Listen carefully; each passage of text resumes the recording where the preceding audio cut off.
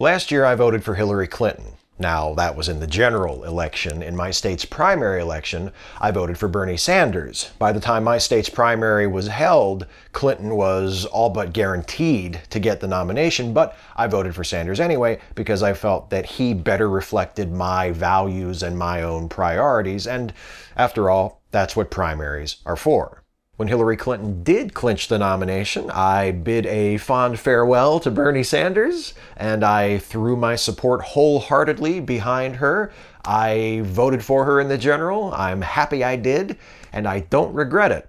My circle of friends and acquaintances on social media consists mostly of people who have the same general political alignment that I have. Some of them are a little further to the left, some of them are a little further to the right, but most of the people that I interact with or pay attention to are at least in my neighborhood, politically speaking, and that neighborhood is decidedly left of center.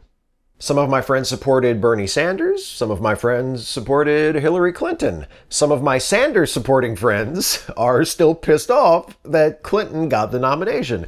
And it's not just sour grapes. Some of it is. But there's more to it than that. They're pissed because they can't shake the suspicion that Bernie Sanders was cheated out of the nomination, that Hillary Clinton exploited unfair advantages without which she would not have won the nomination. And the piece published in Politico last week by the former interim head of the Democratic National Committee, Donna Brazile, seemed to confirm that suspicion. Brazile describes the mess she inherited upon succeeding Debbie Wasserman Schultz as DNC chairperson in July of last year. The DNC had been terribly mismanaged, was in debt, struggling to raise funds. A little over a month after taking over as chairperson, Brazile learned that the Clinton campaign had entered into a joint fundraising agreement with the DNC that specified that the Clinton campaign would pay off most of the DNC's debt in exchange for a certain amount of control over DNC operations during the presidential campaign. For example, the Clinton campaign had veto power in staffing decisions, controlled the budget, and Brazile claims she had to get the campaign's approval on press releases. None of this is particularly unusual, except for the fact that when this agreement was made, Hillary Clinton was not yet the nominee. In fact, the agreement was signed in August 2015, 11 months before Clinton officially became the nominee. Hillary Clinton wielded the influence of the nominee before she actually was the nominee, which made her eventually becoming the nominee essentially inevitable. That's the conclusion reached by many of my Sanders-supporting friends after reading Donna Brazile's piece. And if you haven't done so already and you're interested in this, I highly recommend that you go read Donna Brazile's Politico piece. It is linked in the description of this video, but also in the description of this video are 2 additional links which suggest that those who are now charging that the primary was rigged in Clinton's favor are going overboard. The first is a Twitter thread by Joy Reid, a commentator and a host for MSNBC, who cautions those who are pushing the "it was rigged" narrative to remember that the DNC does not have total control over the primary process and probably couldn't rig the nomination for a particular candidate if it wanted to.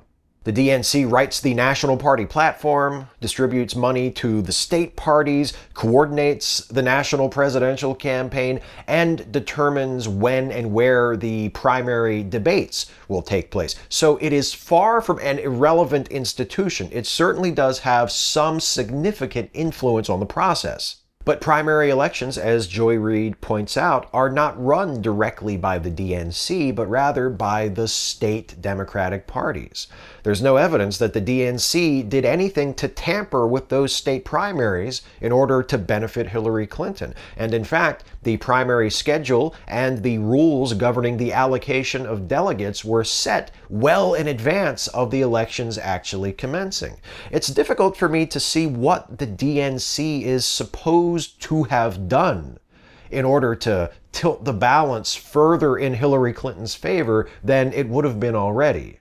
Reed also addresses the point that the DNC obviously favored Clinton over Sanders, a point that is reinforced by the leaked emails that were released in the final weeks of the general election. And of course, the DNC favored Clinton over Sanders. Clinton was a long-time party mainstay who had raised millions of dollars up and down the ballot for Democratic candidates all across the country, while Sanders was a relative outsider who made his disdain for the party establishment practically a plank in his campaign platform.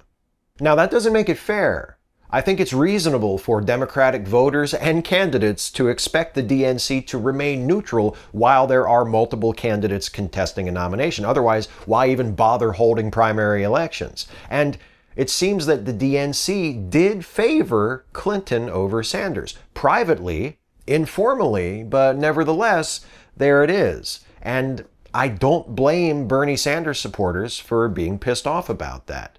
It looks bad, if nothing else. But here's Reed's most important point regarding the DNC's internal favoring of Clinton. The DNC also favored Clinton during the 2008 primaries. It was a very similar situation to last year. Clinton, the unofficial heir apparent, running against someone less established who was being propelled by the enthusiastic support he was receiving from young people and those who didn't typically participate in the political process. In 2008, that challenger, Barack Obama, was able to defeat Clinton despite her advantages within the party. It was a brawl, but ultimately, Obama defeated Clinton in 2008 for the same reason that Clinton defeated Sanders last year. He got more votes, he won more states, he earned more delegates. And that's something those who are arguing that the primary was rigged and Bernie Sanders was robbed still need to account for. Clinton received 3,700,000 more total votes, won 11 more states, and nearly 1,000 more delegates than Sanders. She won. She won comfortably, and despite a competitive and totally respectable showing by Sanders, at no point during the entire primary process did it ever appear likely that she would lose. Did Clinton have advantages over Sanders? Absolutely. More name recognition, more experience running a national campaign, more support within the party. But she had all of those same advantages in 2008. Barack Obama beat her. Bernie Sanders didn't. I don't blame people for being troubled when they read that the Clinton campaign gained a level of control over the party typical of the nominee long before Clinton actually was the nominee. But that doesn't mean the primary was rigged. Bernie Sanders raised a hell of a lot of money, got a hell of a lot of attention, and if he had gotten a hell of a lot more votes, he would have won the nomination. But that didn't happen. He lost, and there's nothing to indicate that the DNC did anything to make Sanders lose when he otherwise would have won. Clinton campaign taking too much control of the DNC too early? I can agree with that. Democratic Party a mismanaged clusterfuck? Absolutely. Rigged primary? No. By the way, the other link in the description that I mentioned is to another Twitter thread, this one by Elizabeth Rogers, that documents in some detail exactly where all the money that was raised following the signing of the joint funding agreement went.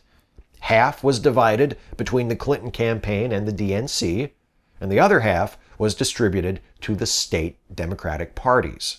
Aha, some of you might be saying, maybe Clinton used that money to pressure the state parties into doing things her way. You said that the DNC doesn't control the state elections, but if it holds the purse strings, that constitutes a measure of control, does it not? Checkmate, Shives. The thing is, that money couldn't be distributed to the state parties until after Hillary Clinton had clinched the nomination. Even if it were as simple as paying off the state parties, there's not much sense in spending money to rig state primary elections once you're actually the nominee, is there? So, did Hillary Clinton rig the 2016 Democratic primary to rob Bernie Sanders of his rightful nomination? No, she did not. Now, can we please put Clinton versus Sanders to bed finally and work on figuring out how to make the Democratic Party less of an incompetent shit show? Because we really need it not to be.